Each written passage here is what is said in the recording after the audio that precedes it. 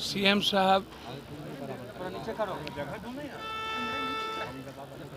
को बीजेपी बचने देगी। देखिए, बीजेपी पहले ही शिंदे और अजीत पवार को पैदा कर चुकी है, समझ रहे हैं ना आप चिंता मत करिए। या तो ये लोग राष्ट्रपति शासन में चुनाव लड़ाएंगे बीजेपी वाले, या नहीं तो नीतीश कुमार की राजनीति को समाप्त करने में और उनकी विचारधारा समाप्त करने में बीजेपी आज से लगी हुई है। बीजेपी किसी को छोड़ी है? अभी आजसू को बर्बाद किया कि नहीं? और शिंदे अजित पवार का क्या हाल किया? रेड्डी का क्या हाल किया? तो आपको लगता है कि चंद्रबाबू नायडू और नीतीश कुमार को छोड़ेंगे? नीतीश कुमार जी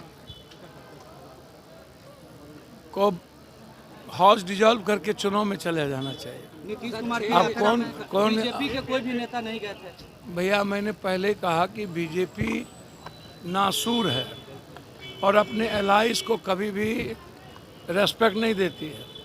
यदि एलाइज गठबंधन धर्म का और एलाइज का सम्मान कोई देती है तो वो कांग्रेस है। कांग्रेस एलाइज के लिए कोई भी कुर्बानी करती है और कितना भी त्याग करना पड़ता है तो कांग्रेस करती है। चाहे आप अखिलेश जी के साथ देख लीजिए या लंबे समय से आरजेडी के साथ देख लीजिए।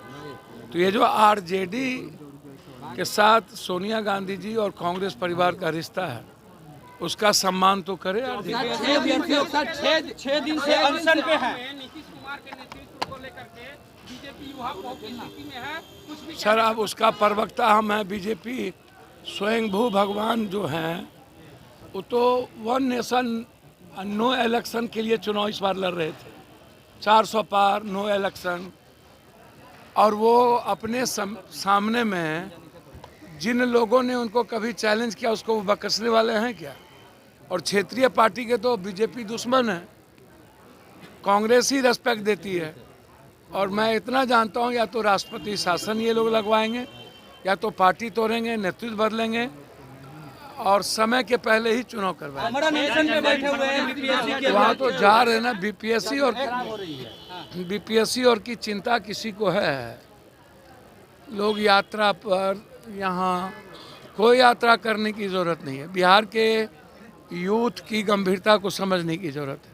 मैं बार बार कहता हूँ कि एक सेंटर पे क्यों, और उसी सेंटर पर जो सेंटर बनना था उसके पहले वहाँ एक कोचिंग के द्वारा वहाँ अपने बच्चों की प्रतियोगिता क्यों करवाई गई?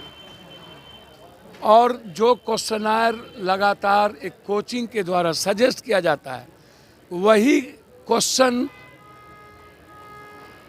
क्यों आता है और वही क्वेश्चन आउट क्यों होता है, पेपर आउट क्यों होता है?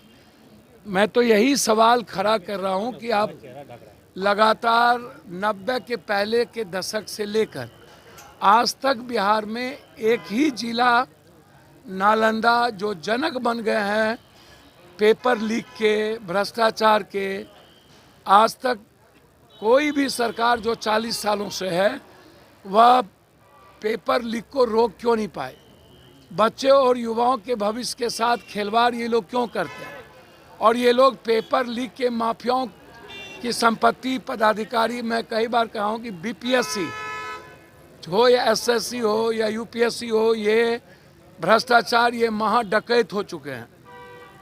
इन जो बीपीएससी के चेयरमैन पद पर रहे हैं, 90 के पहले से कितने जेल गए हैं और संपत्ति किसी की आज तक जांच नहीं हुई है।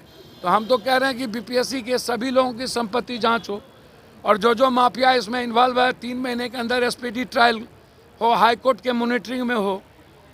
और सवाल मेरा सदन में भी यही था कि कब तक इस देश में बच्चों के भविष्य के साथ खिलवाड़ होगा? कब तक बच्चे अपने भविष्य की चिंता करेंगे और आत्महत्या करते रहेंगे?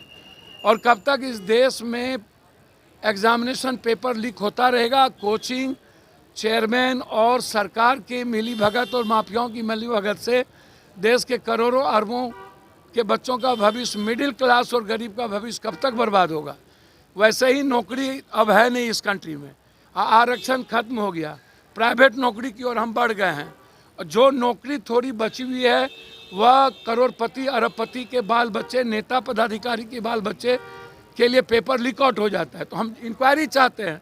आप कह रहे हैं टेक्निकल फॉल्ट के कारण, मैं कह रहा हूँ जहाँ एग्ज़ाम हुआ है, एग्ज़ाम हुआ या नहीं है उसका CCTV फुटेज सामने लाइए। क्यों नहीं आप लाते हैं?